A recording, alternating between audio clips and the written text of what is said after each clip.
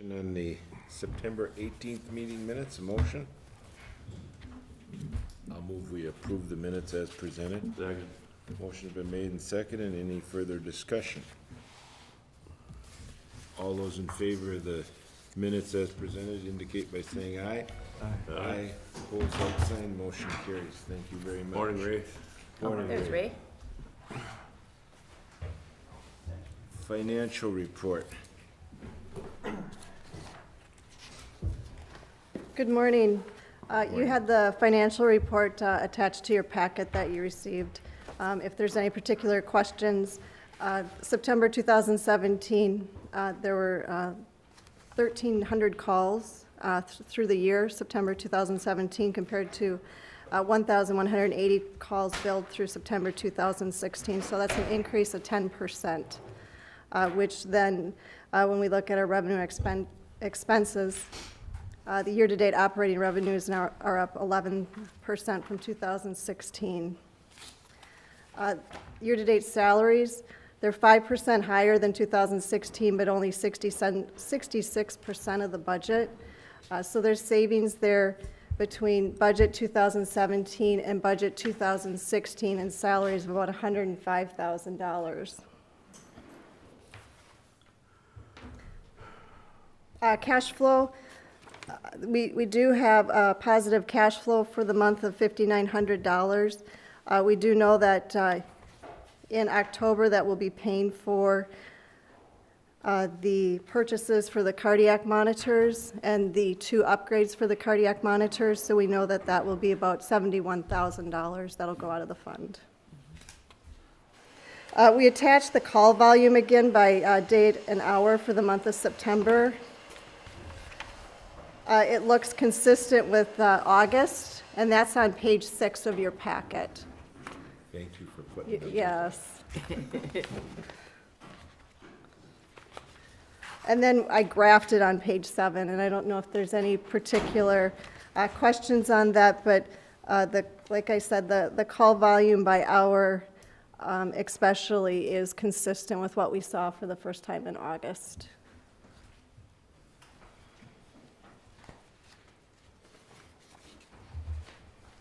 And so we have that salary savings of $100,000. I wanted to point that out, and that's helping our bottom line right now. Okay. Any questions? Yeah, does anybody have any questions about that run volume on 6 and 7? Because that was some of the concerns out of the last meeting. The call volume or the run volume? Run volume. Run volume. How many calls you were making between like 6 and midnight and 6 a.m. and that was a lot of concern, it seemed like. Did you want to address that at all? I think it's been pretty consistent with what we've seen across the board. Okay. No questions? Thank you very much. Good job. Well, for those that are watching this versus us that are here, what % of our runs do we do, Brandon, between midnight and 6 o'clock, would you estimate? During that 6-hour period? Let's see, I think we had numbers on one of these pages. Is it on the graph?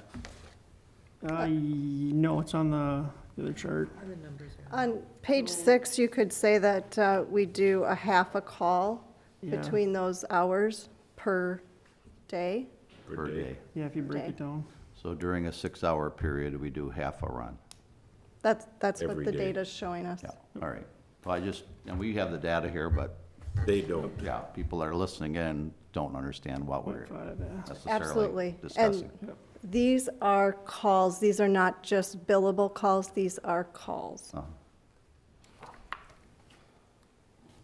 Okay. No, Thank you. Brenda, when you say these are calls, are these runs too, where the ambulance actually goes out the door? Yes, that's the data that we're retrieving, correct, Brandon? Yes. And this goes back to our discussion where we talked about, did we need 2 ambulances between midnight and 6 o'clock based on the fact we had such low run volume, and we're saying we're only doing half of a run during that whole 6-hour period, Right, yeah, on average, right? on average, yeah. Yeah, I mean, you could have, obviously, a tragedy or something. Or this past weekend where we did, all of our calls were between like 6 and midnight, so. Right, I mean, you can always have the aberrant thing going. How do you staff between midnight and 6 AM? You have one ambulance that's staffed, people are here, right? Yep.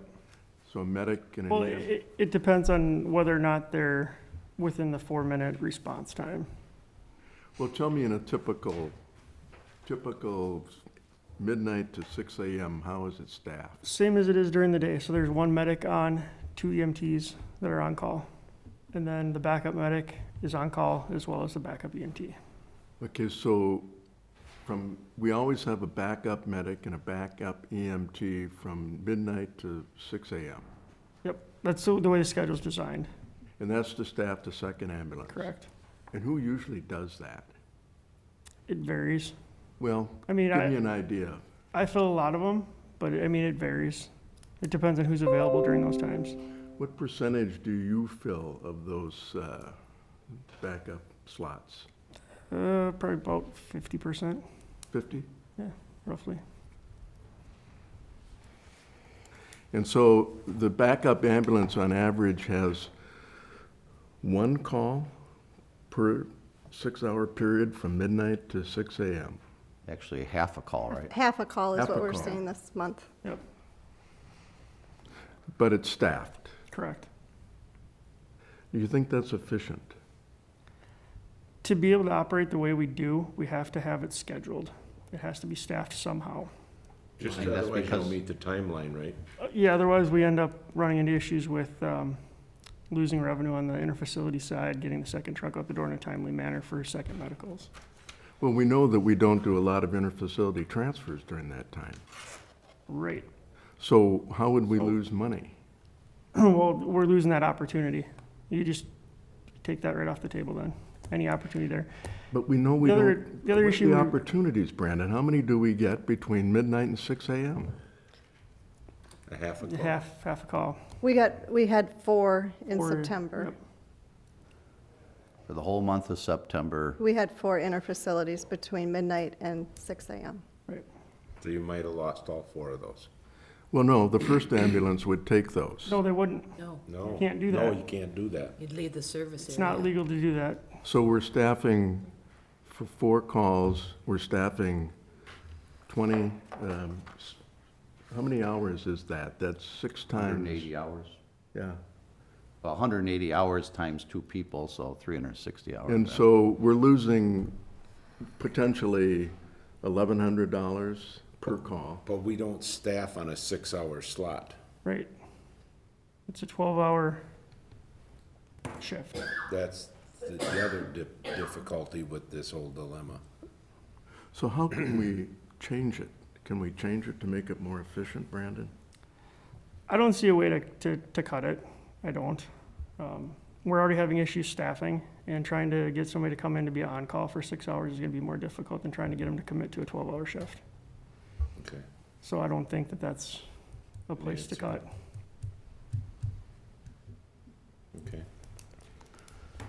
Well, I mean, I guess the reason that we brought this up so vigorously last month is because right now, the people that are staffed in those on-call hours are making significantly less than they will under our new program, right? Where they will be at the station full-time, correct? Correct, yes, they would I be mean, making that's, so more. we're gonna have basically, when we move to our new model, we'll have, 2 full-time crews? yeah, 2 full-time Yep. crews there from midnight to 6.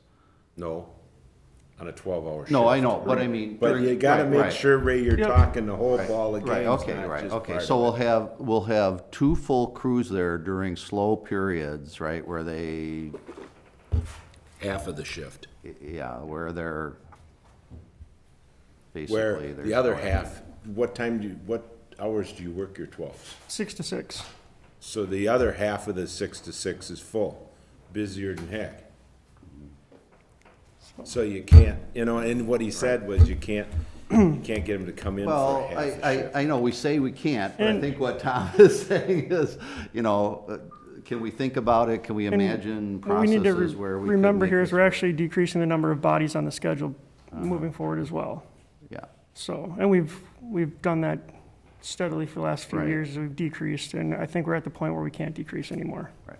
so. So when we go from part-time, mostly part-time employees to mostly full-time employees, maybe there's different staffing models we could look at. There could be, but at this point, I wouldn't decrease our staffing any more than we already have. We've already cut as much as we can.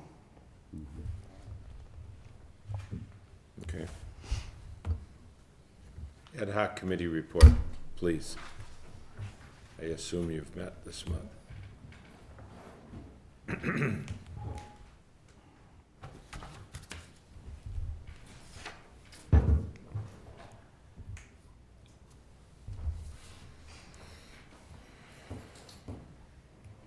Okay, I presented the proposal to the city council for the ad hoc committee. So it would consist of me as the chair, Jim Weber. This is Colleen Hammer. She is the director of operations at Immunostar, and she's got 10 years of experience as a financial analyst for the city of Minneapolis. The other two people that have agreed to serve if appointed are Paul Rohde, owner of Agave Kitchen, and he's got extensive experience with business practices.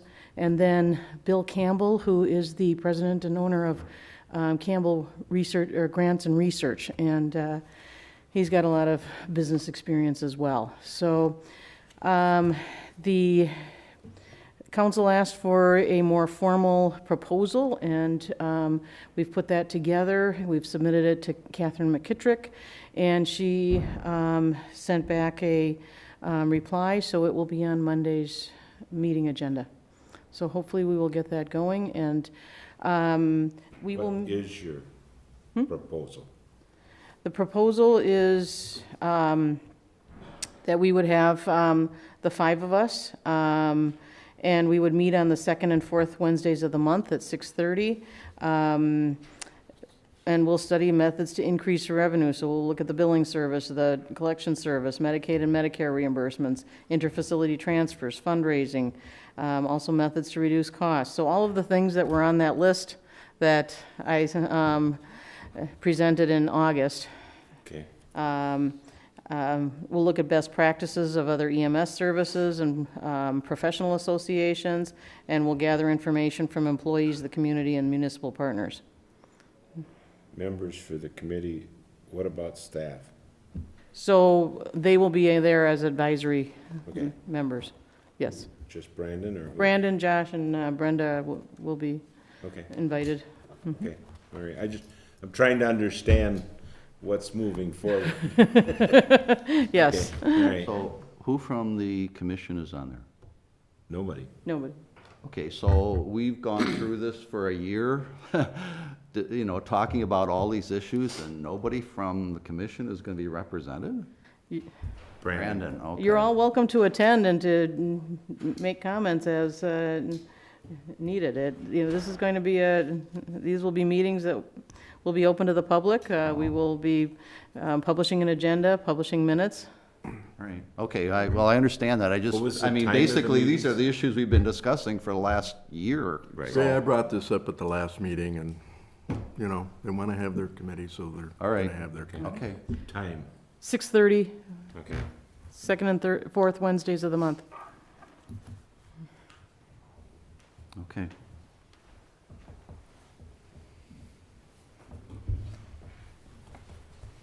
Thank you. Discussion and possible action on the 2018 budget.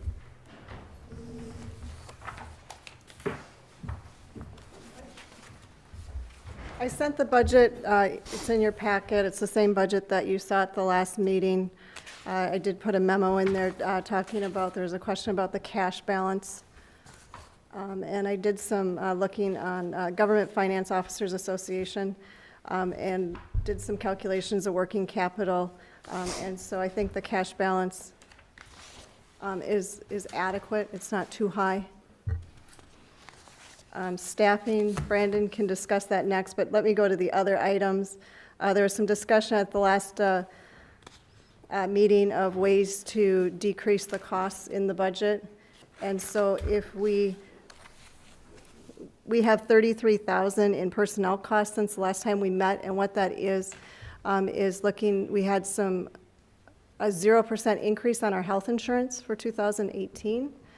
So we're able to put that savings into the budget, and then we had 1 or 2 paramedics that have single coverage instead of family coverage, which has savings in the budget, and so we were able to put those in, and so that's things that we've known since the last meeting.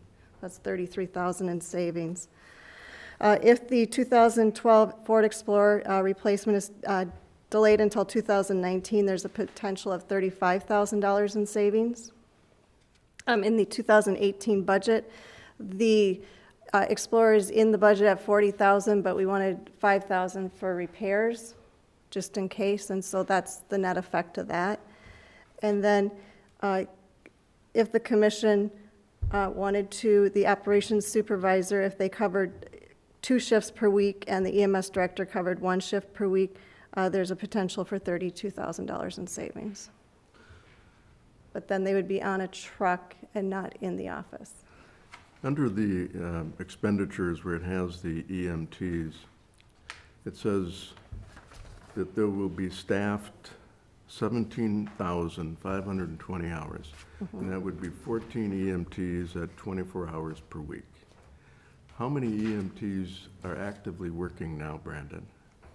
Roughly 10 to 12. Okay, in the last month, how many shifts were covered by how many people? 75% of our shifts were covered by those people. And so we're going to increase the shifts for EMTs, and right now we can't get all the shifts covered with what we have. Is that right? It's going to actually, yeah, you're right, but it's going to change significantly because the ones that are working are going to be limited to 24 hours, so the other ones are going to have to work their 24. But they don't have to, do they? It's a requirement to stay on the roster, and we'll be enforcing that. So we have 4 EMTs that work the bulk of the hours, right? Roughly 4. So they're going to be reduced to only be able to work 24 hours per week. Correct. They're So- required to work They're- 24. they'll be Are they re- reduced to 24? They'll be reduced. The cap will be 24. Well, Do okay. they know that? Yes, we've brought Okay. this up. And the reason that we need to keep them at 24, not to interrupt, but we'd be required to pay health insurance if they went above 30. Okay. So we're already paying state retirement on these employees, which is something new from past for EMTs. But to incur additional costs for health insurance, it's something that we want to carefully think about and watch. How much would the health insurance be? Single coverage right now is about $11,000 per year, and families $27,000. So what are we going to do if we can't cover all of these hours? And we'll be working the same way we've been, but I'm fairly confident we can get these filled with the new model. Why? We're increasing our pay, we're making improvements in the system. Do you think the 4 people whose hours are going to be reduced are still going to stay? I believe so. This is something we've been discussing since back in February when we first put the proposal together, so they've been aware of it for quite a while. Do people bid? I mean, how do you know, like in September, how do you know what people were going to work? They submit their availability the month prior. Okay, so you know at the beginning of the month which shifts aren't going to be filled. Well, which are open. Generally, they start filling after the schedule's published. Okay. There's a lot of people that won't submit theirs right away, and then as soon as it's published, they will go and pick all the open holes to fill in. Really? Yep. So you know They're more pretty early flexible. Oh, okay. you know pretty early in the month what shifts are going to need to be filled. What's available, yes. Okay. Yep. And do you try to then solicit people to fill those shifts, or how do you do that? Correct, we send them out. We have a program that we use that we can send out all the open shifts. They can see it on their phone, and they can sign up right from their phone. I'm just asking these And questions so I do understand. they right away? And Not- I'm just asking that Not question. usually right away. Okay, I'm trying to ask, know, a lot to of find times- out how quick do you fill your schedule? Yeah, a lot of times people, check their other schedules, and And then if you don't fill it, what happens? generally, we fill them. You and Josh. Yeah, we get it filled. So this year, you have 2,080 hours as chief, Right. and then you've been filling in. Where do you think you're at, or where are you at right now with hours? Probably another 1,000. Probably where? Another 1,000 hours. 1,000. Another 1,000. Oh, so you've got 50% overtime? Yeah. No overtime pay, though. Yeah, That's what we decided last year. So you're at about 3,000 hours? Yeah, roughly.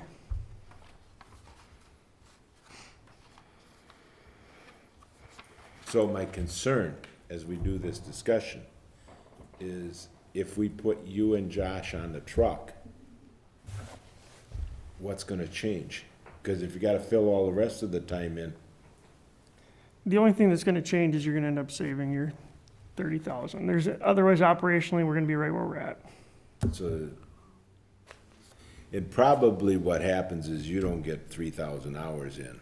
We get less than 2,000 hours worth of chief time. Right. Is that It'll correct? be more on the admin, or on the. So we're losing our admin time. The other thing with going to the hourly positions, it does give us a little more structure to say you have a pointed position, so you are a .6 or whatever it comes out to be, so then requiring those hours would be a lot easier than it currently is. Right now, they're not a pointed position, they're all casual, they can basically come and go as they please. With the new model, it's more structured. So at what point, you said .6, does that qualify for health insurance then? no, that'd be 24 hours, right? Yep, that's 24. Okay. Does qualify for retirement? Is that what you Yes, said? over 20. Okay, and that previously they weren't receiving. They previously were not receiving. Okay, I'm trying to understand the model of what it looks like. Good questions. Okay. Okay, so Troy just had our budget meeting yesterday, and because I had heard outside of last month's meeting that we were going to $17, that's the number we used yesterday. Are we actually, it must have been a mistake. I guess we're still at 19 and a quarter. Is that correct? Well, these other items, On the, putting the chief and the supervisor on the trucks? And the Is that pers- what dropped it to 17? that would drop it to 17 Okay. if the commission wished to do that. The second item, the 2002 Ford Explorer replacement, it's up to the commission, but you might have thought that you just want to, we know that we're going to have to replace it the next year. So do you want to lower your per capita to increase it next year? So with the 33,000 in savings in personnel costs and the 32,000 in savings with putting the operations supervisor and EMS director on the truck, that'd be about $2.30 that we could lower the per capita from the 1925. So there's your 17. Under the capital outlay, it's remount the 2010 ambulance. Is that the third ambulance? Yes. How many runs a year do we use that ambulance for? Well, we've addressed this before. They're all rotated to try to keep the mileage balanced. So I couldn't tell you exactly how much that particular truck is used because it's rotated through. Well, you can tell me I how mean- many times we need a third ambulance. Third ambulance has gone out, last year was 50 times. So does that make sense that we're gonna spend $100,000 to remount an ambulance that we use 50 times a year? Yeah, it does, Does, because if we does. end up with the truck down, we're out revenue.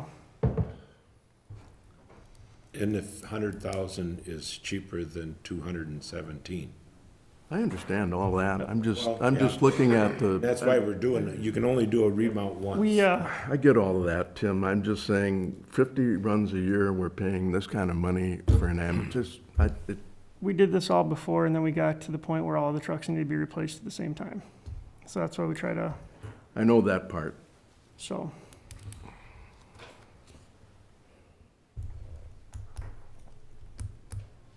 So, where we're at is we have to discuss what we're gonna do. If we agree to this model of the $17 per capita, and you guys, what was it, one shift a week and you were two, 1 and 2, yep. is it gonna end up more than that because of the shifts not being filled, or are we gonna see that being filled because of the model change? I could see it being more than 1 and 2 initially. How bad? Couldn't give you numbers right now. It's gonna kind of depend on once we get the ball rolling.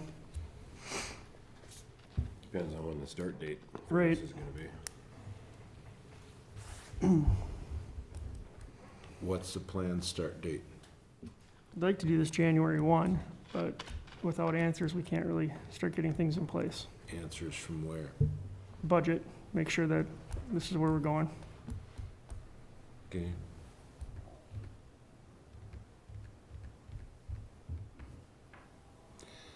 So what's the thoughts on the commission? Well, Brandon, we'll know pretty soon in the new year if this plan is going to work or not, won't we? Yeah, we should see results within the first quarter, how we're doing. Is there going to be a backup plan?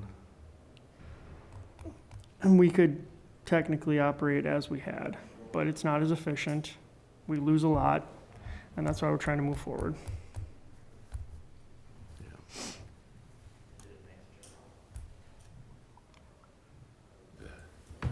What If has you the make- response been from the staff to this model?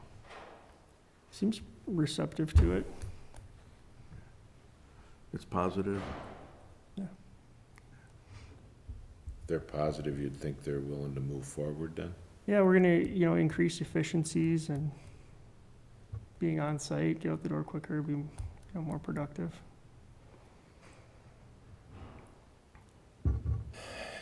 What success have we had in the last 2 months in recruiting the paramedic? Is that happening, or? Currently, I was gonna do that in the chief's report, but we have. Well, we're talking about it's staffing open- here, so. It's open till October 12th. We have one, very qualified applicant that I saw come through so far, Just one, huh? so I'm, See, and I think that's why you see the troubleness here with these staffings, because, we've talked about the fact that we pay more for paramedics here in Hudson than any other service in western Wisconsin. And I've been watching this, I've seen it in the paper, the ad in the paper, and I assume your other places. And in 2 months, we've gotten one qualified person to step forward. yeah, and it's not a problem that's unique to us right now. It's a national problem. I The state's recogn- even looking into it because of the Yeah, I concern, recognize that, but so- we're talking about staffing these things next year, and we're having, having trouble recruiting people to fill the spots. So I think that's why you see Tim saying, should we go with these plans, because are we gonna be able to recruit people? Again, we're back to where we were before, a year ago, where we said we couldn't recruit staff, Having a better model is going to help with recruiting. Right now, we're still operating as we do Yeah. in the old model. It's going to be more structured, more But you're out there advertising for a full-time EMT, full-time for paramedic. a full-time paramedic, I'm sorry, at 19 something an hour, right? Correct. Yeah.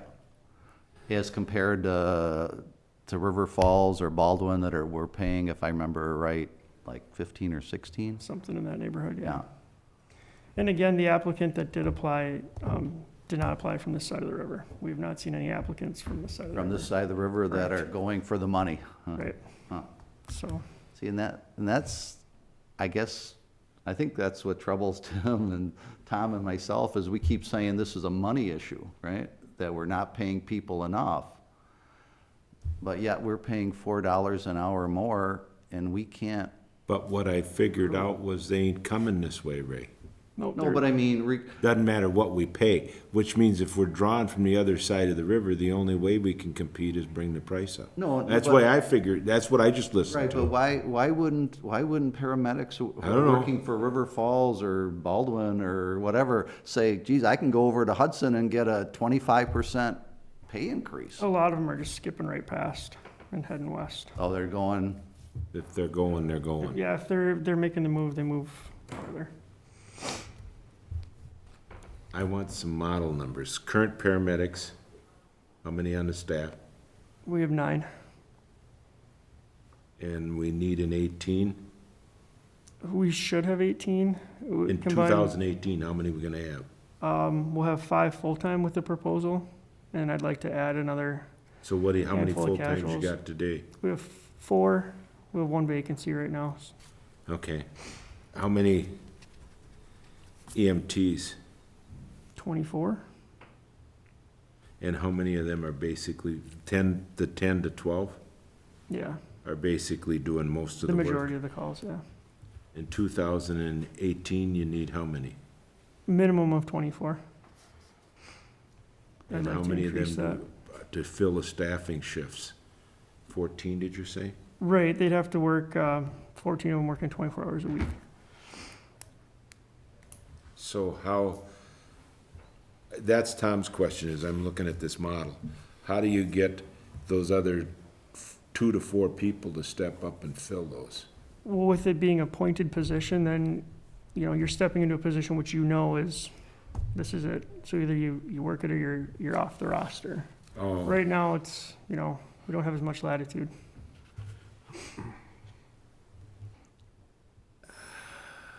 I'm trying to work out in my mind between 24 and 14, how do those other 10 get their 24 hours in to keep on the schedule? So what we would need to staff it would be 14 at 24. If we Right. continued with the 20-some that we have, obviously some of those would be a 0.3 where they'd commit to 12 hours a week versus the 24. So we'd still have that fill, So they can work a 12-hour shift. right? one 12-hour shift a week. Right. So Okay, if they could all right, commit I'm to trying to that, we can- understand it. Yep. Okay, It gives us a little bit of flexibility there, but it's still structured enough that we know that, you're a 0.3, you give us 12 hours a week, you're 0.6, you give us 24 hours a week, and we can base our schedule on that. so how many shifts do they have to take to stay on the schedule? My recommendation would be a minimum of one a week. 1 a week? Does the staff agree with that? We haven't gone to all of them. The ones that are currently working are okay And, with and it. that can have a positive and a negative, and that's why I want to Right. make sure you do that, because people that are committed to being an EMT want to know why somebody isn't willing to be here. You know what I mean? Because you need to do it to keep fresh. I Sorry. agree. I agree. You know? Okay. I think I'm understanding it better. I think I'd agree with leaving you run part-time, and after, like Tom said, a quarter, we can discuss it and decide whether we're at a point where we can continue to move forward in 2018, or if we need to do something. Right. Okay? Now, I assume that's gonna involve the ad hoc committee too, as those decisions move forward. Okay? So my recommendation would be to go to the $17 per hour with leaving Brandon on the truck 1 shift and Josh 2. That would shape Capita. that'd be your per capita change. The per capita change, the per capita change to 17, leave him on the truck 1 shift and Josh 2 per week. And we'll review that after 1 quarter to see what we need to do for a model into, in like, what would that be, April of 2018?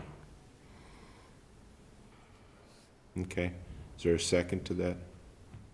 I'll second it. Okay.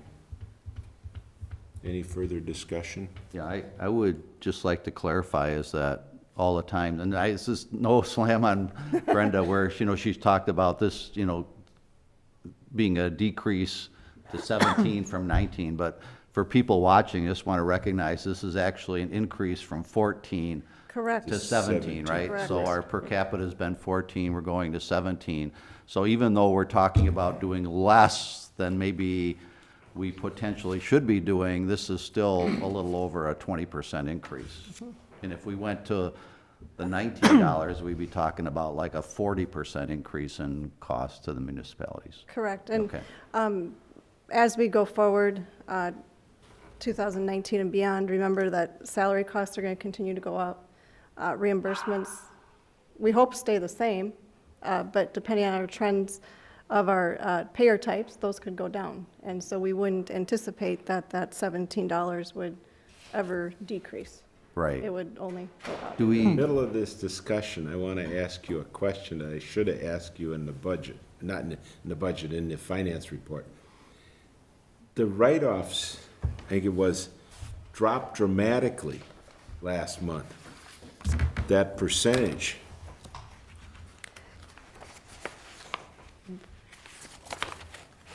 The dollar amount or the percentage, it kind of, it varies month per month as the write-offs work their way through the system. I know, and it'd been,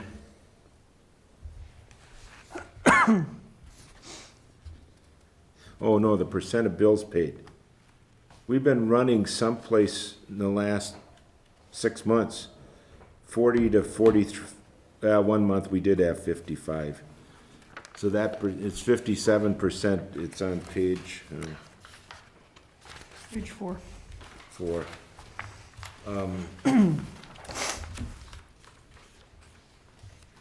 The low is 38, so we did get a fairly high percentage of pay.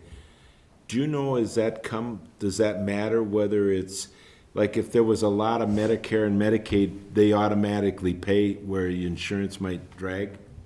I don't know, I'm asking. What you're going to see is, if you look at August, we had a very high call volume month, 176. Okay. And so those payments are going to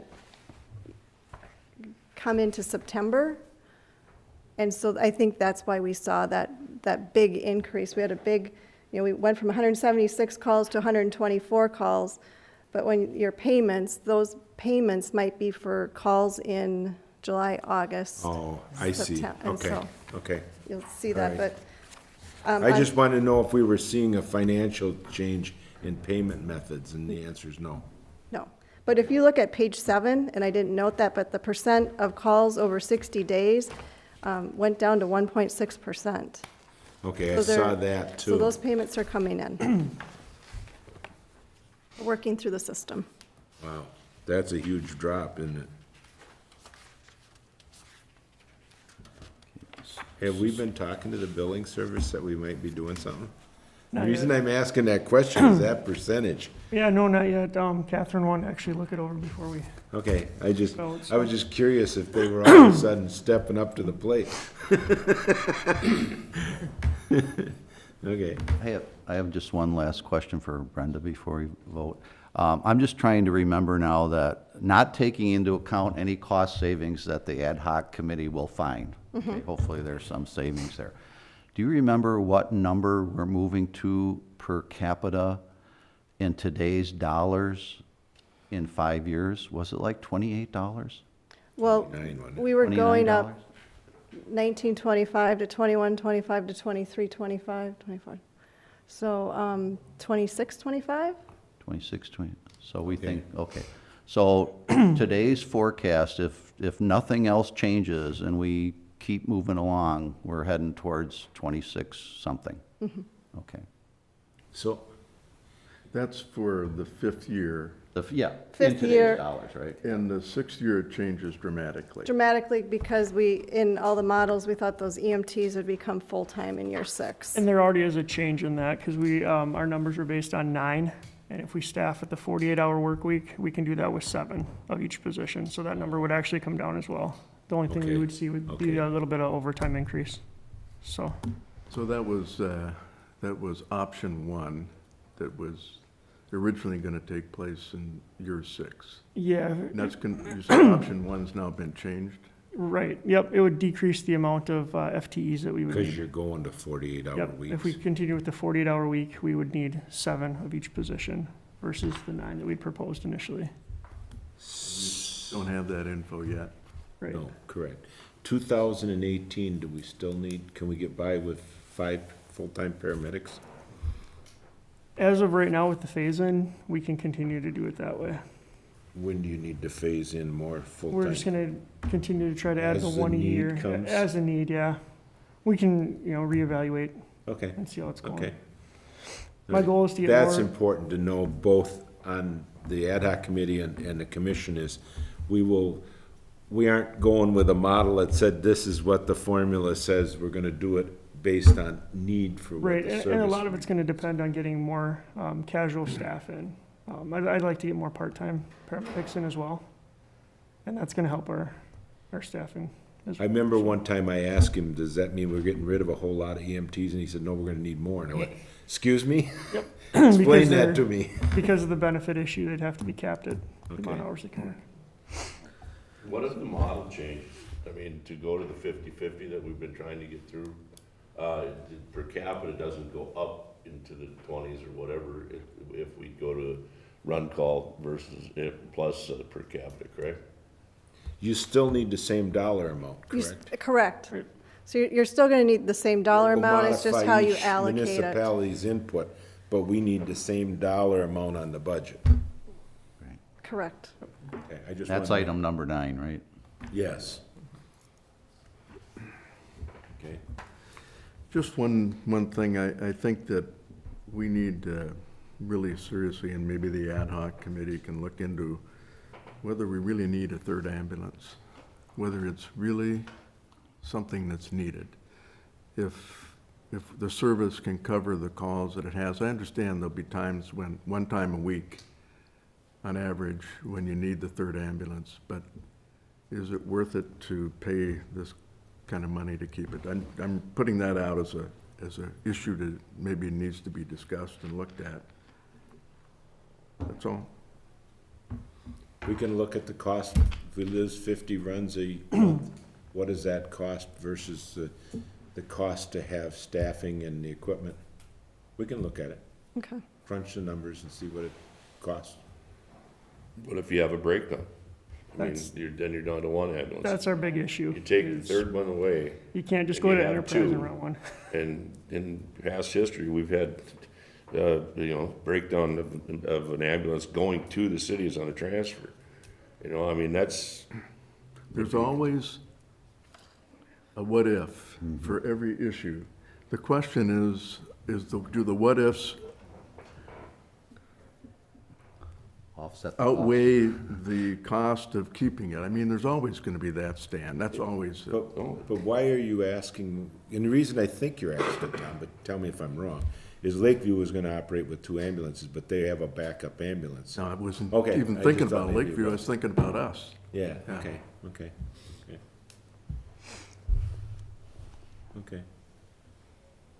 Anything further to discuss?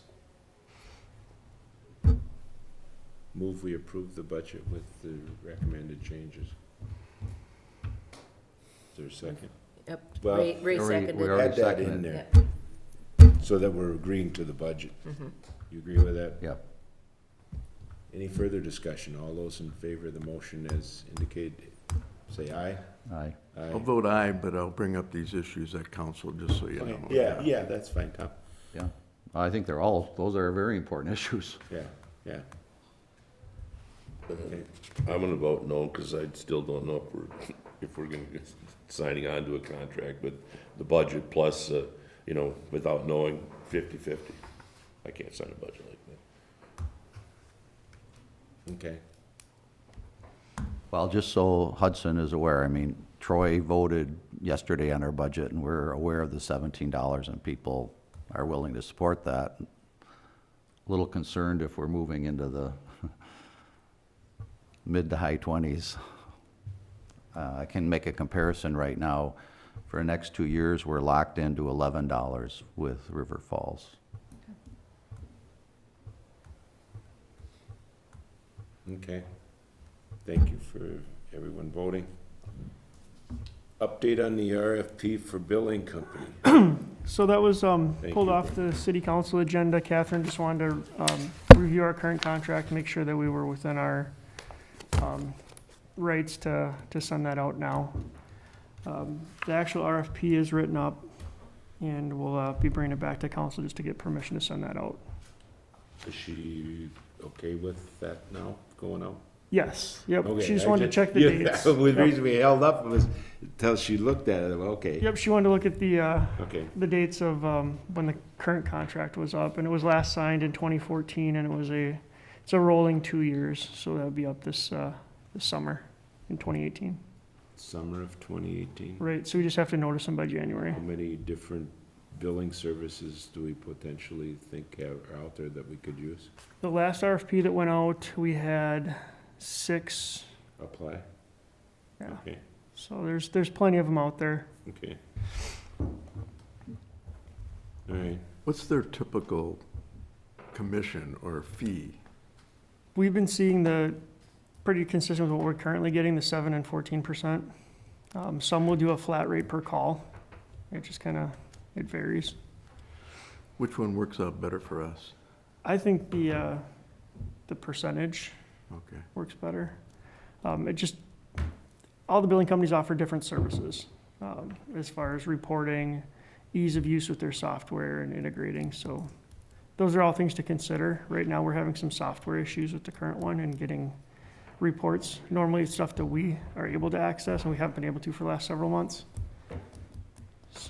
so yeah, I was trying to remember what the benefits were to switching, and one of them was you said if a customer calls in that they want to reduce their payment, you can't currently look that up and make an agreement. Right, with it if they right want to there. make a payment, we can't, You can't do it not without, easily, you don't have no. the software to. Right, be able we can't view balances or any of that. where we used to in the old billing service, be able to look at it. Okay. I think we should just clarify, though, if we're having problems with the billing company or with Image Trend. I thought those were two different. They manage their own site of the image trend software. Okay, so the billing So- company manages that. Right, yep.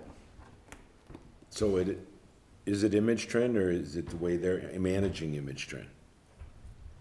I would feel that it's the way they are using it because they can access with their accounts, but for some reason they can't use our accounts to get in. And do we need to stay with Image Trend because the fire department's with Image Trend? No, that's what the state uses.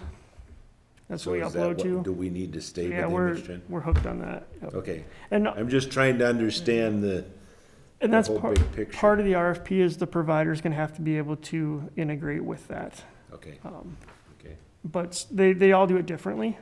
They can administer their own site, they could have us host our own site. It's all done different depending on who you go with. In the big picture of things, in the software world, that's changing all over the place with whatever the financial is there a lot of big companies that are doing that now, managing that software for billing services today, or is each billing service managing their own, and is there a point where they are gonna get big services offering that? The majority of them will manage their own site because then they can control permissions easier, pull reports, tailor it to their needs. So they buy the program from the vendor and then they host it on their servers and control all their access. It's interesting, because I think I'm seeing the trend moving away from that. Because it's expensive to maintain the IT people, to be able to do it yourself, and the trend in most other financial systems is moving to a large block being run for you. And I think that's what we're running into is the current company we're with has the one IT guy that's kind of the go-to, and I don't know how many providers they serve. You might get kind of overwhelmed. India offers that for a whole lot cheaper. The dot, not the feather. So, okay. So we will have an answer by next month, Yeah, it should be that what, if the council approves it or not? right. And I anticipate it being okay. I Okay. don't see any problems if we have an So do opportunity we, to do better. I don't think we need to put it back on the agenda, do we? No. To discuss it? Okay, till after this goes out. Number 7, discuss possible action on RFP for Ward Avenue remodel. We haven't done anything with that right now. They're looking at potential other solutions for public safety The facilities. committee met, right? The Well- day after our, Yeah, the council met to discuss it, and unfortunately, the fire chief was not there. Brandon was. And I think because of that plan, we're looking at different alternatives, and that's kind of where we left it. We've had as you probably know, a study for the fire hall, which has projected how much it would cost. And I think we're trying to find out how much additional to house EMS along with the fire, because, I mean, there's a lot of cities that have a fire-based EMS service, right? Right. And so we're, I think, kind of waiting on that, and I think we're waiting for some input from Scott. Yeah, and I talked to him yesterday, and he has some other potential solutions too to bring forward, so we'll be seeing that soon. as we look at that for housing, the facilities, Scott threw out an interesting comment in the Fire Advisory Board meeting that I had never thought much about, and that's that when fire goes full-time, in most services, fire and EMS are all part of the same service under the same umbrella, but as I've tried to think in my mind, they act like they're kind of independent anyway. So would you just operate within the same four walls, but you're all under the same umbrella, if you will? It really depends on the model. There's so many different options of how you do that. Most of them do cross-train the staff, so they're able They to can do fill both both. roles. That's the Okay. most cost-effective way to do it, Okay. but you could segregate operations. Because even as I listen to Stillwater, their fire is still part-time, and their first responders, they got 12 people on 24/7, full-time for first responders in their fire department. So the models are different, you're right, all over. It's just interesting to see. Okay. It really depends on how you implement it. And as the needs of the community roll out. Right. Okay. All right, I was trying to understand that as we're looking for facilities, what would it look like? We need to get that back on for discussion, because Scott, we need to get his input. Yeah. So we'll work on that. Okay, but it doesn't, well, I'd say it still needs to be back on our Yeah, I agree. agenda, just to, so we know what's happening as it moves forward. Okay, anything further on that? Nope. Number 8, discuss possible action on the bylaw change. I thought it was wonderful. I do. Thank you both. I did very little. The only question I had when I went through this, and maybe this has changed, is Hudson Physicians not an option anymore for medical direction? That was changed In in 11. 2011. yes. Yeah. Oh, okay, so it must have been a year that I Wasn't on here, the board yeah. or whatever. Yeah, they It took, was the medical community, yeah, it used to be right? the medical Yeah. community, so it could have been anybody from Hudson. Right. No, I know, it used to say the medical community, but I remember at least twice Hudson Physicians had the medical direction, right? For the EMS? Oh, that's two separate things. Yeah. We're looking at the representation on the Just- commission, not Just the actual. representation, not the medical direction, I see. Correct, So yes. the medical directions can still come from Regions. Wherever. Yep. Hudson Physicians, Whoever we Hudson choose to contract. Hospital, wherever, I see, okay. I see. Different issue. Just a question. Has the hospital representative been telling you why he's not attending?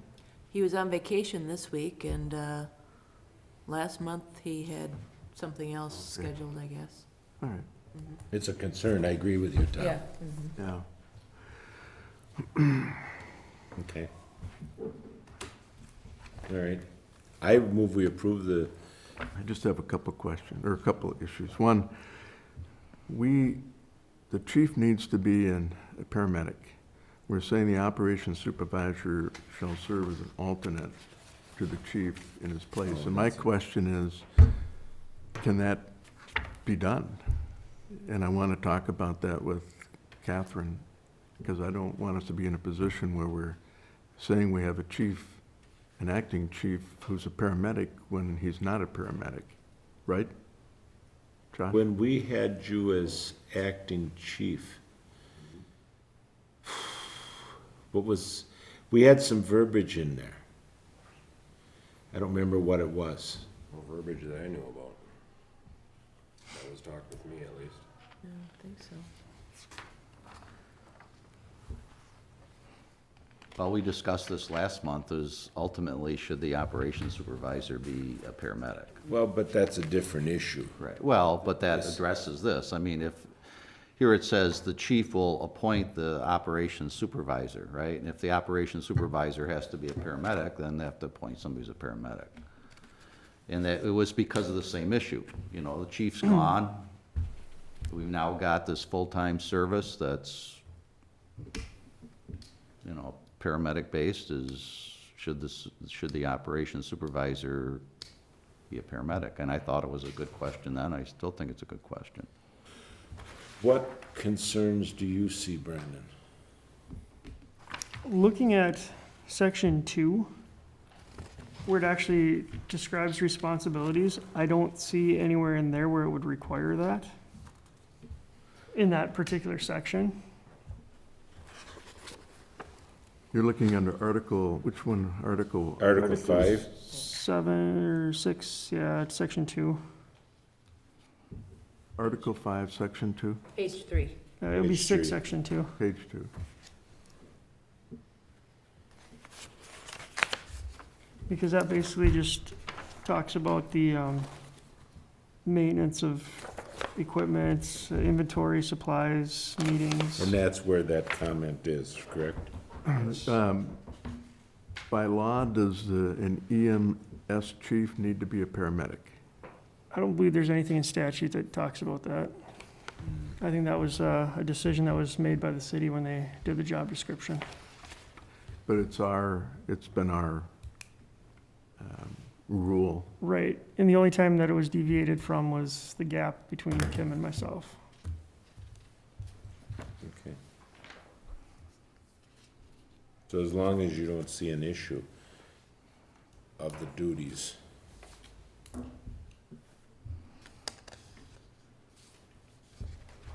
Yeah, as it's spelled out in section 2, I don't. Who orders all the supplies, like for drugs and things? Josh oversees that. Combination of people. So it doesn't require a paramedic. I'm trying to run through in my mind where the paramedic requirements in the system would be. No, because ordering drugs, it's all a prescription that sits at the hospital from our medical director, so Okay, anybody on the service that's Can order it. authorized to go pick it Okay. up and go get it and order it. It'd be primarily on like the QA side of things. so the only reason that we require it possibly in the city is the knowledge base, to make sure that as you're hiring people and supervising people, you have the knowledge base of the requirements of a paramedic. Is that correct? Yes, and then, like I was saying, the QA side of things, if you're gonna be critiquing a run, you should be at that. Okay, I got it. So, And why aren't those responsibilities in here? this is just the document that we Bylaws to had, the the organization. bylaw that we So, had. yeah, but you're saying, I is that think- based on this description, you don't see the need for the supervisor to be a paramedic? But to me, this is not all-inclusive, because it doesn't say in here, responsibility of the chief is to evaluate and hire employees, right? Right. So, yeah, this is. Manage, train, here it just says training sessions. I assume you manage and make sure the training sessions are appropriate? Yeah, we have a contract through our medical direction for all that, so that's all handled. So I guess Evaluate calls, right? Doesn't say that in here. No, but that's his job description. right, so the job description They're is different different. than what it's laid out in here, I guess. We're not trying to put the job description of the chief in the bylaws. Right, yeah, the actual job description is the 8-page document. No, I so- know, but I think the question was, should the supervisor be a paramedic? And your answer was, based on this description, no. But the thing that I'm troubled with is that this description doesn't describe the responsibilities that require a paramedic. I mean, I used to hire engineers all the time, and part of the reason I could hire engineers, because as an engineer, I could sit there and talk with the person and understand whether they were qualified or not, right? So if you were gone for 6 months and somebody had to do hiring, would you feel comfortable that the hiring could be done by somebody who wasn't a paramedic? If call runs needed to be evaluated, would you feel comfortable that could be done by somebody who wasn't a paramedic? You know, it's been done in the past like that. Okay, well, that's the So, question, okay. It So- has been done. We do have some backups to that. When it comes to call review, we have a medical director that reviews calls as well, so there's a backup to that. And the hiring process, we have our internal HR department here with Devin that can assist with hiring, so. You guys hire EMS chiefs, but none of you over here are an EMS chief that I'm aware of. So, I mean, it's the same thing. Right, we make sure our EMS chief is a paramedic, right? Right, but none So- of you are paramedics. So okay, so my only question is that the question that was proposed to Brandon was, based on this description, does our supervisor need to be a paramedic? His answer was no. And I said, well, there are responsibilities that obviously are not listed here, so, In the job description for the chief, and therefore, so if you're the backup chief, but only in responsibilities, not the job description. And it's not long-term backup, it's in the absence of. I get it. right. Well, how long did we not have a 4 chief months. for? 4 months. Okay, so so you'd have, okay. So basically good what. question, good Basically discussion. what Brandon is saying is that if we were without a chief for 6 months, we don't need a paramedic. We can, Just and that's good to know. It really is that there's other things that we need to make sure that the medical director, and that was, the medical director always wasn't as involved as Aaron is, and so that's a good thing. It's glad that Aaron is involved. Right. So legally, or just from a operational standpoint? Operational we don't standpoint. need- Yeah, and I think you established the precedent that, you've used that model before, so. Okay. Well, but I'm not sure it was legal. That's what you're saying, it is legal, right? Okay. Brenda, I have a question for you. Under Article 4, Employees, Section 1, it says, with the exception of observers, all employees shall be deemed to be full or part-time employees of the city of Hudson and shall be afforded coverage under work comp and liability. Does that change anything from what we're proposing to change January 1st of next year? In other words, with this, we can no longer have any on-call employees. That's what's being proposed here, but we do know that we're going to have, we have in the budget a backup medic position, that's stipend. Yep. And the reason we changed that is because of the pay structure. They do make more than minimum wage. They can't be considered a volunteer or paid per call. So they're either a full-time or a part-time employee. Even casual employees would be considered part-time. As far So as Brenda, workers' this does- Right, compensation. yep, workers' comp and everything's still the same. This doesn't expand the city's Liability. Liability. in any way, does it? I'm asking you a legal question, but, I'm assuming not, but I'll go to the greater minds. I mean, in terms of categorizing somebody as a full or part-time employee, that's really what I'm asking. I think not, but I'll check on it. But I guess what I still have a question about is if we have to have that paid on call in there. Because we do know that we're going to have a backup medics that are paid stipend. And so I'm wondering if we need all three terms. So we'll check on that.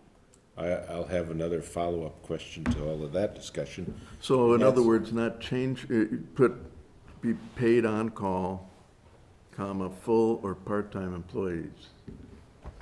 I'm correct, and I'm making the assumption that full or part-time employees, because that they are already covered under our insurance, and so we didn't have to note it in our bylaws, but we needed to note the paid on call, and that's why it was in there, Sure.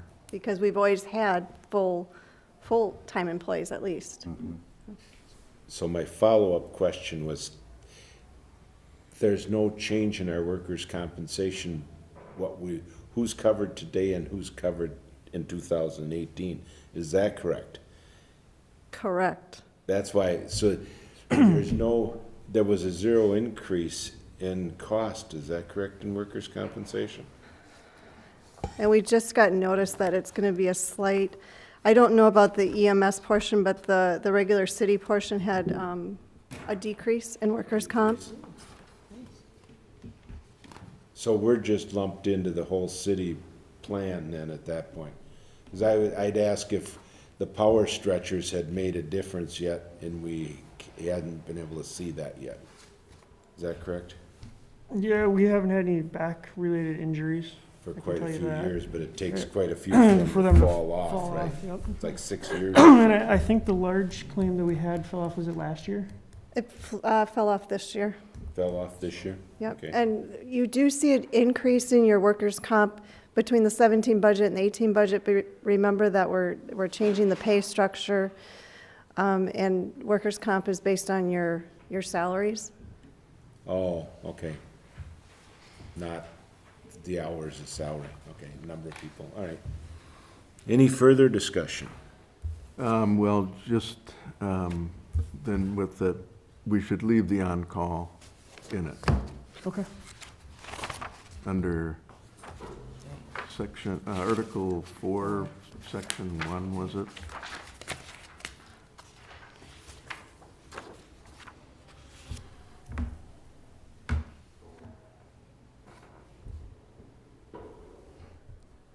And who's gonna make that change? We can get that changed before it goes to You council. will? Yeah. You will? Yep. Thank you. Is there any further discussion? All those in favor of the bylaw change as amended indicate, well, hold it. Do we get a? We don't have a motion in a second. I move we approve the bylaws with the amended to Article 4, Section 1. Second. Motion's been made and seconded. Any further discussion? We should have done that originally, I'm sorry. Well, just subject to the change that we Right. talked about. Yeah. And I don't know if we need to get any clarification on the operations supervisor. Brandon has answered it. And we're not using names, we're using descriptions. Correct. Right. Okay. Anything further?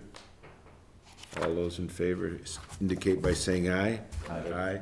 Opposed, like sign. Motion carries. Thank you very much. Discuss the possible action on how to more equitably share the EMS costs. That's the 50-50 proposal. I gave Devin a copy of ours. His clerk sent it. Our clerk's over at the Wisconsin Towns Association meeting all week. So I just gave Devin a copy of ours this morning. Did your clerk send when did you have your meeting? It's Thursday. This Thursday, so you haven't sent anything It's on the yet. agenda. And Devin said it's on the agenda for Monday for the council, for approval,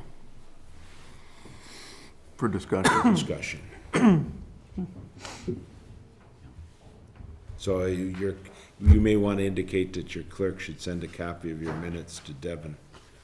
Should Okay. get some done, because he'll want them for the meeting Monday at the council. Okay? Yeah, I don't know and- if we need to discuss that any further. Well, I guess it says discuss possible action on how more equitably share EMS costs. And I think we've put out the 50-50 program, as a potential way of doing it. And if on Monday, the council comes up with, as, you know, as an something that's just as equitable or whatever, I guess, I think I'd be open to that too. It's just, you know, as your finance person, you know, put together here, I think we've shown that the cost run differential is about 3 to 1 in some cases. So where, you know, the towns are subsidizing to a greater extent. So I'm not personally just tied into 50-50. If there's another, and I don't know if any of us are, if there's another No. equitable approach, I'm willing to understand that as well. I think this is a starting point, you know, in terms of here's Well, something that seems simple. It's either Seems go simple. with it or find a better method to do Right. that. Because the one thing we point out, and even in a discussion at our town board meeting, was it's not equal. Not even close. Yeah. But it's more equitable, just so the council understands that. Right. It's, than we're having today, and that was your 3 to 1 ratio concern, that we feel that as partners, we should be really partners in that equal cost sharing and not being the subsidizers of the service cost moving forward. Right, and I think it's also fair to say that in last month, we discussed it's hard to understand what equitable means too, because we do understand that, you know, the city has the, senior centers and things like that, and, you know, certainly residents from the town participate in those services. So what equitable means is difficult. Right. But we think it's nowhere near equitable right now. Okay. Anything else? Anything from Tom? Okay, we'll just move forward. Update on City Hall remodel. We had, Bedrooms and stove.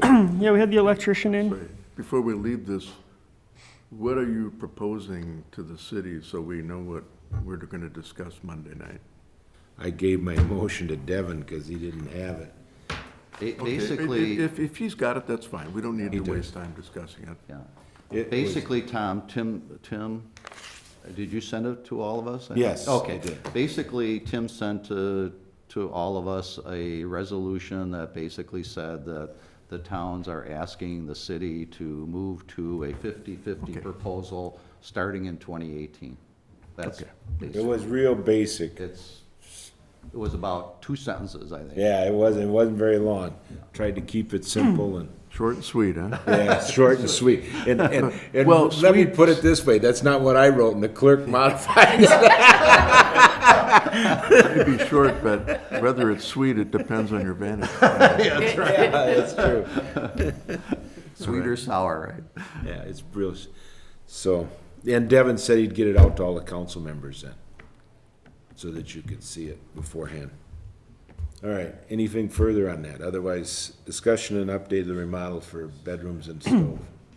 All right, we had a mold study done by Tektron Engineering. They came in and checked the air quality and did not find any significant mold levels at any dangerous levels. Wonderful. So we started moving forward with having the electrician come in and get the wiring done for the stove. It's about halfway done. He pulled the wire and hasn't been back yet, but Really? once we have an outlet in the wall, we'll get a stove and start doing the rest of the remodel. and Do moving. we have a stove, or do we need to purchase a stove? We need to purchase one. Okay, just Right. curious. We'll head up to Menards and find one there. Okay, So Brandon, there's no mold issue? No, Okay. that's a good thing for the city, it really is, and I'm surprised that wasn't done. So what's? Well, it's a good Sure. it's a good thing for the and I employees. do have copies of the Also, study if yeah. anybody wants to review it. So what's the timeline for completion? Just basically variable on the electrician. So if you- Bedroom, a month? the bedrooms. A month or so? Not even a month. Oh, okay, Yeah. okay. Yeah. So in The the next bedrooms, month it's gonna be You done. and Josh move into the conference room. It's easy stuff to move. We're just gonna be moving some furniture around and getting the equipment in. Are you putting a divider in the conference room for you and Josh, or are you just leaving it wide open office space? We're looking at possibly switching to a different office down the hall and sharing that. So, Oh, sharing different location, leave the conference room? yep. So that needs to be on the agenda of what you did at the end? Yeah, we'll give you a follow-up once it's complete. Okay. All right. Medical director's update. Nothing. Nothing. Chief's report. So right now, we're still doing that recruiting for the one open position. Like I said, we have one applicant that came through, looks very qualified, anxious to talk to him.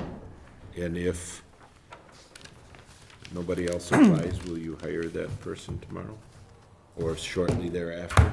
Yeah, I'd like to make an offer as soon as I could if he's the only qualified applicant and there's, Is it he? Okay. yep, so. We don't need anything from us. Nope. I'll give you a follow-up once the Once position's it's done. filled. Okay. Hopefully by the next meeting, we should have an answer. Did it indicate anything on their application of their availability? Yeah, he'd be available within I think it was the next month. Okay. He's got a contract week. at a current job that's almost up, and Oh, okay. he's currently out of the country, but will be moving back local. Oh, okay. All right. Anything else on your chief's report, sir? I have a question on our chief's report. Last month, we asked you to find out how many interfacility runs there were and what percentage of those we're presently doing. Yes, I talked to Doug Johnson about that. He was supposed to get back to me with numbers, and I haven't got them yet. And he's on vacation. Right. Yeah. I was supposed to have the numbers last week, and I haven't heard back. So can we put that on our next meeting agenda Yep, again? as soon as I have the numbers, you'll get them. So, that it for you? Future agenda items. All right. Minutes, financial. Will your ad hoc committee have a report? Should, shouldn't you? Because you're meeting twice a month. Yes. We don't need to discuss the budget again. Yeah, we should probably have it on there. It's gonna go to finance for In approval. case there's changes. Yeah. All right. Leave the budget on, leave the RFP for billing till we get some answers. What'd we decide on the Ward Avenue? Just to leave it there for discussions until we got a direction? We don't need bylaws. Well, other than to know if it approved. The Ward Avenue, we might wanna just change that to facilities. Yeah, I agree. It's kinda, We can just do bylaws under chief's report or something, right? Yeah, Sure. I agree. So take that off.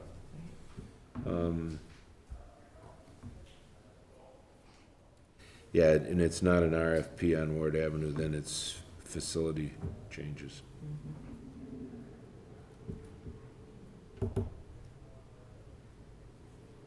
And we will want to know what the discussion on the equitable sharing costs for EMS services. You gonna move the remodeling to the chief's report too? yep. Okay. All right, anything else?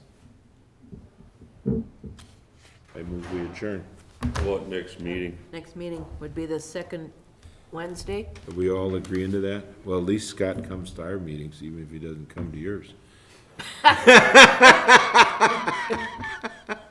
Well, Well, thank you for I think he coming, had a Scott. conflict. So, throwing out bricks at him. So are we still okay with the second Wednesday? Which is, what's the date? The 8th of November at 7:30? The 8th, I will be out of town for training. That doesn't work so good. How about the 15th? 15th work for you? 15th works. Anybody else who got a conflict with the 15th? We'll make it the 15th at 7:30. What kind of training, just curious? Emergency management stuff. Okay. I move we adjourn. Motion been made and seconded, all in favor say aye. Aye, we're done. Thank you very much, everyone.